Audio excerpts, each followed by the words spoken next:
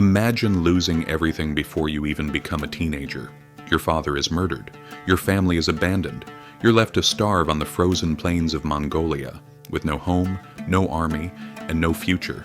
Most people would have disappeared into history. But one boy refused to surrender. He would unite the warring tribes of the steppe, crush the greatest kingdoms of his age, and build the largest contiguous empire the world has ever known. His name was Genghis Khan. This is the story of how an abandoned child became the greatest conqueror in history. Long before he became Genghis Khan, he was simply a boy named Temujin. He was born around the year 1162, deep within the vast Mongolian steppe, a land of endless grasslands, brutal winters, and constant tribal warfare.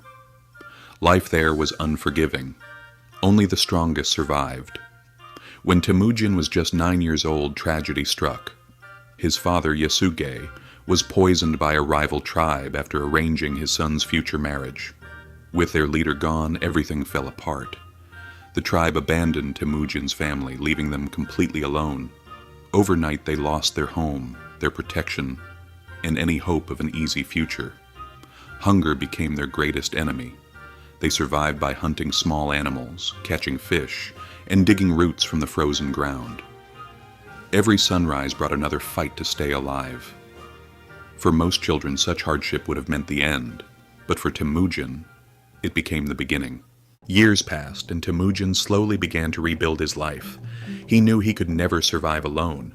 Instead of seeking revenge, he searched for loyal allies. Warriors from different tribes began to follow him, not because of his family name, but because they believed in him. Unlike many rulers of his time, Temujin rewarded loyalty and skill above noble birth. To him, it didn't matter where a man came from. What mattered was whether he could be trusted. That simple idea changed everything. One by one, rival tribes either joined his cause or were defeated. For the first time in generations, the divided Mongol clans were becoming one people. Then, in the year 1206, the tribal leaders gathered for a great assembly known as the Kurultai. There, Temujin received a new title, Genghis Khan, the ruler of all the Mongols. But this was not the end of his journey. It was only the beginning of an empire that would change the world forever. No army had ever fought like the Mongols. Every warrior was trained to ride a horse from early childhood. To them, the horse was more than transportation. It was part of who they were. They could ride for days without stopping, fire arrows with deadly accuracy at full speed, and disappear before their enemies could react. Most soldiers carried several horses, changing mounts during long campaigns to keep moving at incredible speed. Their enemies could never predict where they would strike next. But speed alone did not win wars. Genghis Khan built an army based on strict discipline, flawless communication, and absolute loyalty. Orders traveled across the battlefield with astonishing efficiency. Every soldier knew exactly what to do. There was no confusion, no hesitation. And perhaps their greatest weapon was fear. Before attacking a city, Genghis Khan often offered a single choice: surrender and live, resist, and face destruction. Stories of entire cities being wiped from the map spread across Asia. Soon, many surrendered without a fight. By the time the Mongol army arrived, victory had often already begun. With the Mongol tribes finally united, Genghis Khan turned his eyes beyond the steppe. His first great target was northern China. Cities protected by massive walls believed they were untouchable. They were wrong.